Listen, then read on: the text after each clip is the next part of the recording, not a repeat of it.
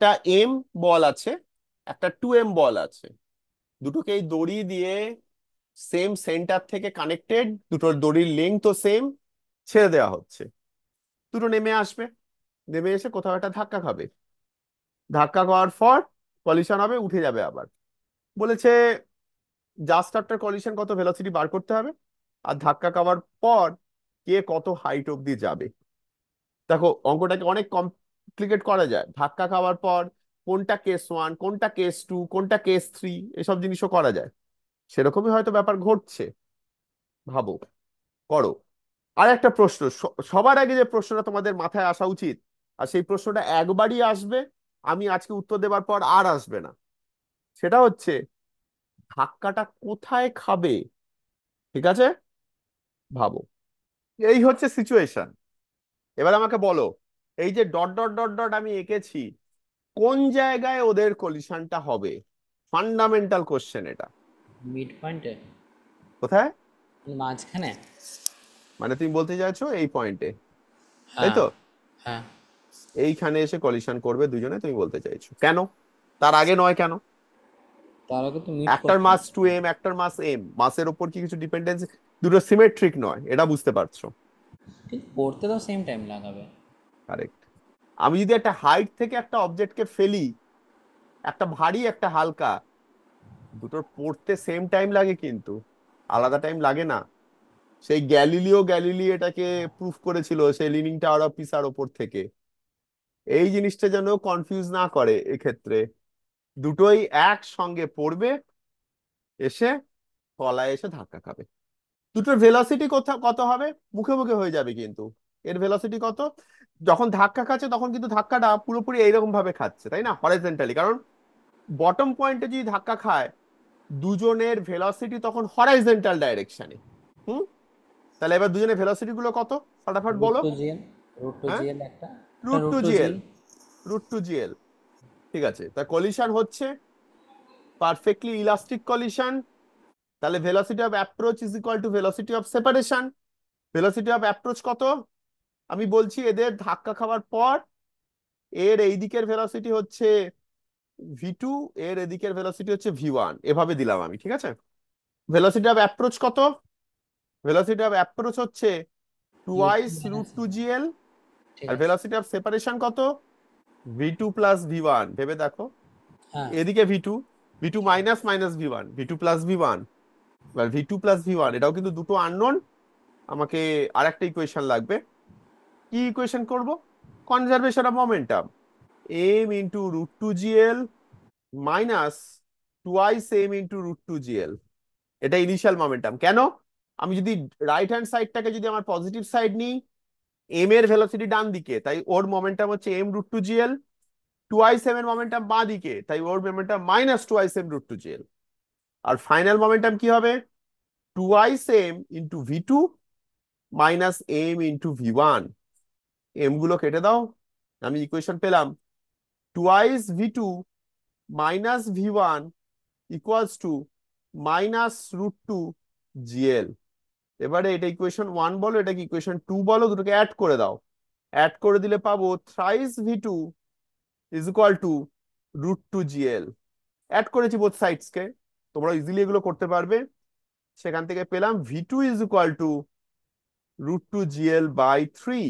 মানে যেটা heavier object সেটা ডান দিকে যেতে শুরু করবে কম স্পিডে। আর v1 কত হবে? v1 হবে টুয়াইস √2gl মাইনাস √2gl/3, মানে √2gl, এটাকে 6/3 করে দিয়ে 5/3।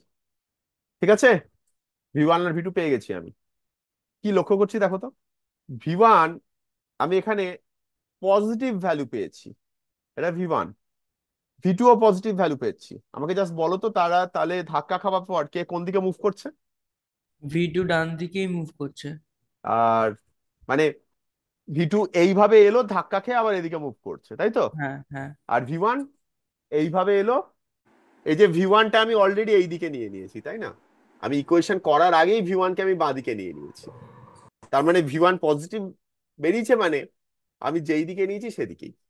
তাহলে আমি দুজনের ভেলোসিটি পেয়ে গেলাম, এটাই আমার first part of the problem. Part B of the problem কি বলছে? পার্ট বি বলছে how high will the balls rise after the collision. দেখো, আমাকে বলো তো, এই দুটো এরপরে আমি যে অ্যানালাইজ করব, এই অ্যানালিসিস করতে গিয়ে কোনটাকে অ্যানালিসিস করা ইজিয়ার? আমার অ্যানালিসিস করা ইজিয়ার হচ্ছে টুয়াইস এম কে। কেন বলো তো? ওর ইনিশিয়াল ভেলোসিটির থেকে ফাইনাল ভেলোসিটিটা কম, তাই তো? ইনিশিয়ালি আমি জিরো ভেলোসিটিতে হরাইজন্টাল পজিশন থেকে ছেড়েছিলাম, এখন ভেলোসিটিটা কম, মানে হরাইজন্টাল অব্দি যাবে না, তার আগেই পড়ে যাবে। মানে এটা কেস ওয়ান। টুয়াইস এমটা কেস ওয়ান করবে, আর এমটা কি করবে? এমটা কেস থ্রিও করতে পারে, কেস টুও করতে পারে। ঠিক? কেস থ্রি যদি করতে হয়, আমি আগে, আচ্ছা ভি2টা আগে করে নি। হ্যাঁ, ভি2টার জন্য তো করা সহজ, ম্যাক্সিমাম হাইট বার করা খুবই সহজ, জাস্ট ইকুয়েট করে দিলেই হয়ে যাবে আমার। ইনিশিয়াল ভেলোসিটি হচ্ছে half twice M twice GL by 9, এটা হচ্ছে ইনিশিয়াল ভেলোসিটি, মানে ইনিশিয়াল কাইনেটিক এনার্জি। কি করে করলাম বোঝা গেছে Rupam? Half M V square. আর ফাইনাল ভেলোসিটি যেখানে, ম্যাক্সিমাম হাইট যেখানে, সেখানে ভেলোসিটিটা 0। আমি কি করব?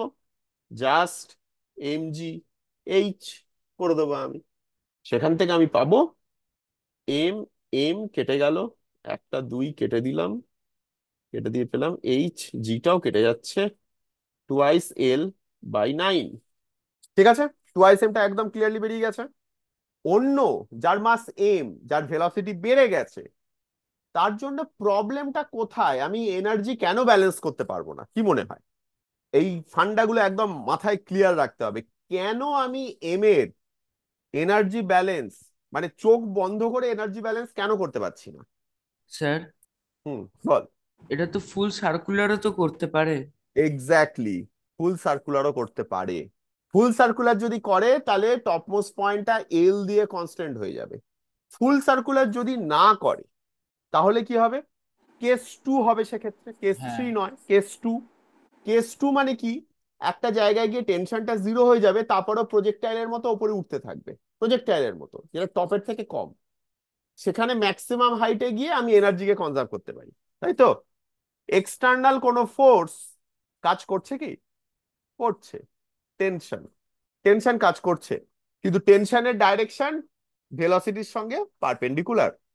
আমরা ভার্টিক্যাল সার্কুলার মোশনে কেন আমরা এনার্জি কনজার্ভ করতে পারি যদিও আমার টেনশন থাকে বা নর্মাল রিয়াকশন ফোর্স থাকে? কারণ সেই ফোর্স গুলো কোনো ওয়ার্ক ডান করছে না, কোনো কাজ করছে না। যেহেতু ওয়ার্ক ডান করছে না, তাই জন্য আমি এনার্জি ব্যালেন্স করতে পারি। এই ছোট ছোট কনসেপ্ট গুলো বারবার মাথায় রাখো, আমি বারবার ওই জন্য বলি। এখানেও এম এর ক্ষেত্রে, স্মল এম এর ক্ষেত্রে টেনশন হচ্ছে একমাত্র এক্সটার্নাল ফোর্স। হ্যাঁ, অবভিয়াসলি গ্র্যাভিটিও আছে, ওয়েট আছে, কিন্তু ওয়েটটা আমরা পোটেনশিয়াল এনার্জি দিয়ে সাবস্টিটিউট করে দিই। ওয়েটকে আমরা ওয়ার্ক ডান বাই ওয়েট আমরা বার করি না, কেন? কারণ পোটেনশিয়াল এনার্জি যেটা আমরা করছি সেটা basically work done by weight. আর এক্সটার্নাল ফোর্স হচ্ছে টেনশন, কিন্তু টেনশনের ডাইরেকশন পারপেন্ডিকুলার, তাই টেনশন কোনো ওয়ার্ক ডান করছে না, তাই আমি এনার্জি কনজার্ভ করতে পারি। তাই কেস থ্রি যদি না হয়ে যায়, কেস থ্রিতে প্রবলেমটা কি? কেস থ্রিতে প্রবলেমটা হচ্ছে একদম টপ মোস্ট পয়েন্টে গিয়ে কনস্ট্রেন্ট হয়ে যাচ্ছে, ওকে আটকে দিচ্ছে তখন টেনশন, ওকে উপরে যেতে দিচ্ছে না, তাই তো? সেই জন্য আমি মানে কেস থ্রি যদি হয়ে যায় তাহলে আমি এনার্জি কনজার্ভ করতে পারবো না। আমার ম্যাক্সিমাম হাইট রিচটা হয়ে যাবে ওই এটা কি বলে, এল, বা নিচ থেকে যদি দেখি, এই ম্যাক্সিমাম হাইট রিচটা যদি নিচ থেকে দেখি তাহলে 12। কারেক্ট? আফটার দ্য কলিশন কত হাই যাচ্ছে সেটা 12 হয়ে যাবে। তাহলে আমি আগে বার করি কেস থ্রি হচ্ছে কিনা। যদি কেস থ্রি না হয় তাহলে আমি ওখানেও সেম এই ইকুয়েশনটাও, এই ইকুয়েশনটা ইউজ করে দেবো। Clear Rupam, clear? এবার কেস থ্রি হতে গেলে কি হতে হবে? লোয়েস্ট পয়েন্টে ভেলোসিটি কত? 5√2 GL/3, যেখানে এলটা রেডিয়াস। আর ভেলোসিটি যদি greater than or equal to √5 radius, যেখানে এল জি যদি হয়, তাহলে ফুল সার্কেল হয়। এখানে কি তাই? এক্ষেত্রে তাহলে আমার ইনিশিয়াল ভেলোসিটিটা কত? 25/9 √50 হচ্ছে তো, বাই 9 LG। হচ্ছে তাহলে ভি গ্রেটার দেন না কম? Greater than. Greater than. হ্যাঁ যদি গ্রেটার দেন হয় তাহলে ম্যাক্সিমাম হাইট রিচড হচ্ছে কনস্ট্রেন্ট বাই রেডিয়াস। তাহলে এম এর জন্য ম্যাক্সিমাম হাইট হচ্ছে টুয়াইস এল, আর এর জন্য ম্যাক্সিমাম হাইট হচ্ছে টুয়াইস এল বাই 9। কেন টুয়াইস এল বোঝা গেল? ক্লিয়ার অঙ্কটা? ভেলোসিটিটা ঠিক আছে। ও এই তো, ডান দিকে তাহলে টুয়াইস এম জেইচ হবে। ওই টুটার জন্য আর একটা টু কেটে যাবে, কেটে গিয়ে এল বাই 9। তাহলে এটা টুয়াইস এল, আর টুয়াইস এমটা যাবে এল বাই 9। ওকে।